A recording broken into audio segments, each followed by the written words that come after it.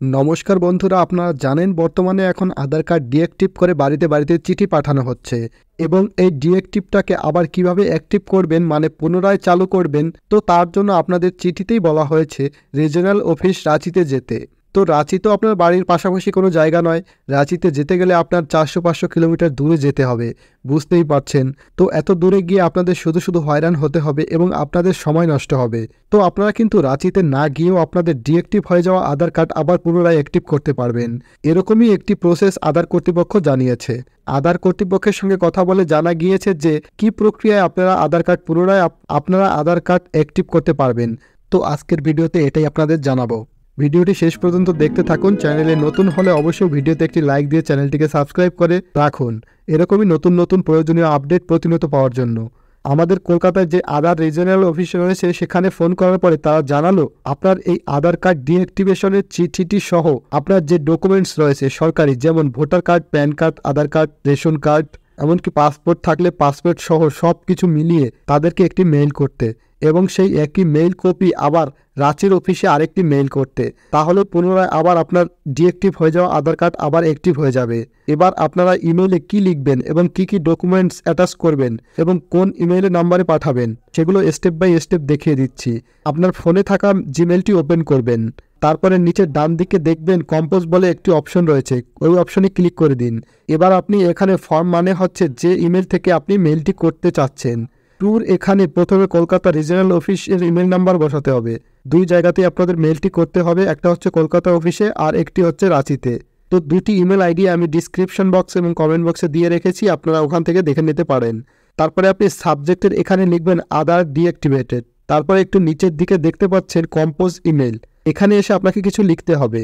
এখানে আপনারা যে ডিসপ্লেতে লেখাটি দেখতে পাচ্ছেন এটা আমি ডেমো হিসেবে লিখে দিয়েছি, আপনারা চাইলে আপনাদের মতো করে লিখতে পারেন বা এটাকেও কপি করে দিতে পারেন। এখন এখানে যেমনটি লেখা রয়েছে, respected sir, my name is, আপনার নাম দেবেন, তারপরে আপনার বাবার নাম দেবেন, এরপরে আপনার পোস্ট অফিস, আপনার পুলিশ স্টেশন, তারপর ডিস্ট্রিক্ট, সব কিছু এখানে আপনার প্রপার যে ঠিকানা এখানে উল্লেখ করে দেবেন। তারপরে তার নিচে লিখবেন I am a permanent resident of West Bengal state, my Aadhaar card number is এত, currently a letter has been sent to my home from Aadhaar regional office Ranchi, it says my Aadhaar card has been deactivated, I am sending the copy of that letter and my required document with this email. Please help me by reactivating my Aadhaar card. Your faithfully, তারপরে আপনার নাম দিয়ে দেবেন। এরপরে আপনার document attach করতে হবে।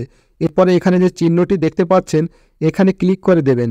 তারপরে আপনার গ্যালারি থেকে ওই চিঠিটা, তারপরে আপনার voter card, pan card, ration card, passport থাকলে পাসপোর্ট, সব কিছু এভাবে সিলেক্ট করে অ্যাটাচ করে দেবেন। এর জন্য আপনি আগে থেকেই আপনার বাড়িতে আসা চিঠি, আপনার voter card, pan card, ration card, passport সব কিছু ছবি তুলে রাখবেন যাতে আপনার এখানে অ্যাটাচ করতে সুবিধা হয়। তারপরে এরকম সব ডকুমেন্টস অ্যাটাচ করার পরে এখানে যে সেন্ড অপশনটি দেখতে পাচ্ছেন এই অপশনে ক্লিক করে দেবেন। করে দিলেই আপনার মেইলটি কিন্তু রিজিওনাল অফিসে চলে যাবে এবং ঠিক এভাবেই আপনার রাঁচির অফিসেও মেইল করতে হবে। আপনি দুই জায়গাতেই মেইলটি পাঠিয়ে দেবেন, তারপরে তারা এটা ভেরিফাই করে আপনার আধার কার্ডটি পুনরায় অ্যাক্টিভ করে দেবে।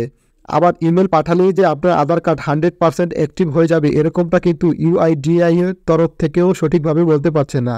এখন আপনারা আপাতত ইমেলটি করে রাখুন, পরবর্তীতে কোনো আপডেট আসলে অবশ্যই আপনাদের জানিয়ে দেব। অফিস থেকে তো আপনার ইমেলের একটা রিপ্লাই দেবে, আপনাকে রিপ্লাই কি বলে সেটা দেখুন। যদি তারা বলে আপনাকে রাঁচি যেতে হবে তাহলে তো রাঁচি যেতে হবে, আর যদি সমাধান হয়ে যায় তাহলে তো হয়ে গেল। তাই আপনি আগে ইমেল দুটি পাঠিয়ে রাখুন। তো বন্ধুরা, যদি কারো কোনো সমস্যা হয় তাহলে অবশ্যই কমেন্ট বক্সে জানাবেন, আর এরকমই নতুন নতুন আপডেট পেতে আমাদের চ্যানেলকে সাবস্ক্রাইব করে আমাদের সঙ্গেই থাকবেন। ধন্যবাদ সবাইকে।